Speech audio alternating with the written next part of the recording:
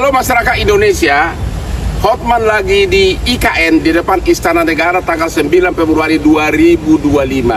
Anda jangan terkejut, ini bukan kabinet reshuffle.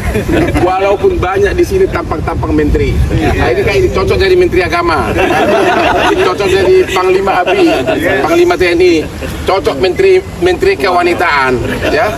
Tapi ini bukan kementerian reshuffle, ini murni mengunjungi IKN dan ternyata proyeknya sudah hampir selesai, tidak mangkrak seperti apa yang digosipkan orang. Oke? Jadi sekali lagi kami ini bukan kabinet reshuffle, ya.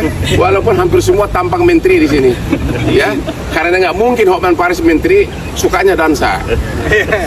Coba lihat itu semua tuh, coba lihat itu ada gedung-gedung dari Kemenko. Terus putar-putar sampai ke sana.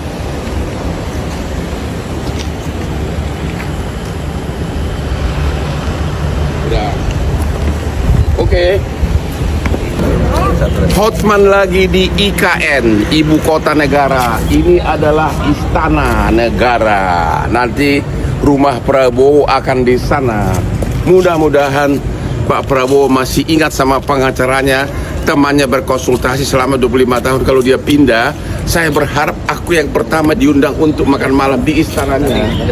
Ini dia rumahnya para menteri-menteri Kemenko dan sebagainya. Dia tuh, lihat tuh. Dan yang paling oke lagi sudah ada Excelso di Excelso nih, ya. Jadi Anda sudah bisa langsung ngopi, ya. Dan itu dia Kementerian PUPR, ya.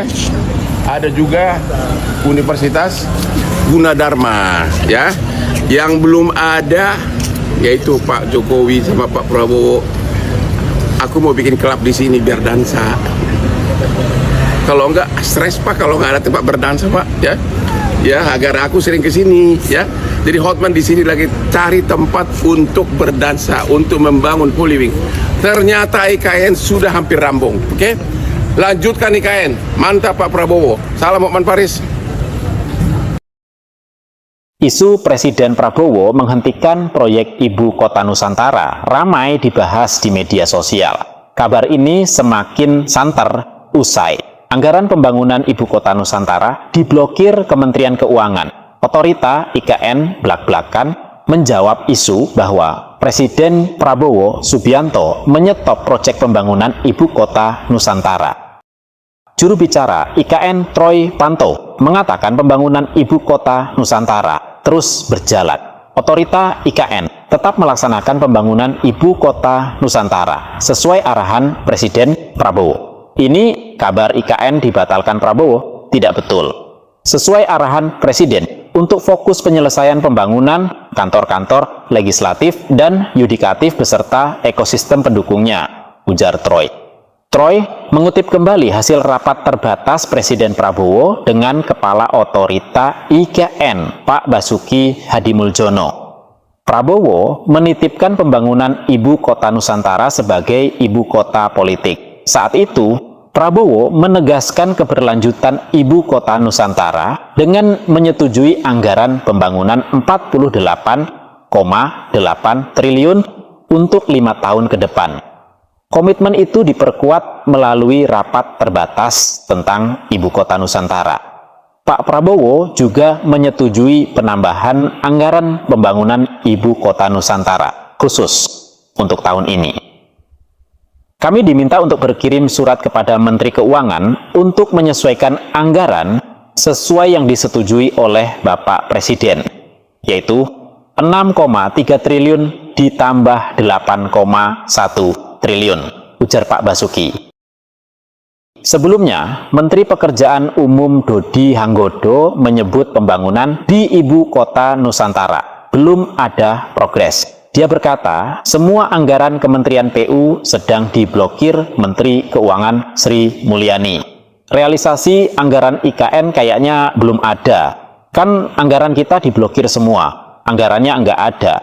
Progresnya buat beli makan siangnya Pak Menteri. Itu progresnya, kata Dodi. Perlu Anda ketahui, wahai anak Abah, pemblokiran dilakukan karena ada penyesuaian anggaran dalam rangka efisiensi.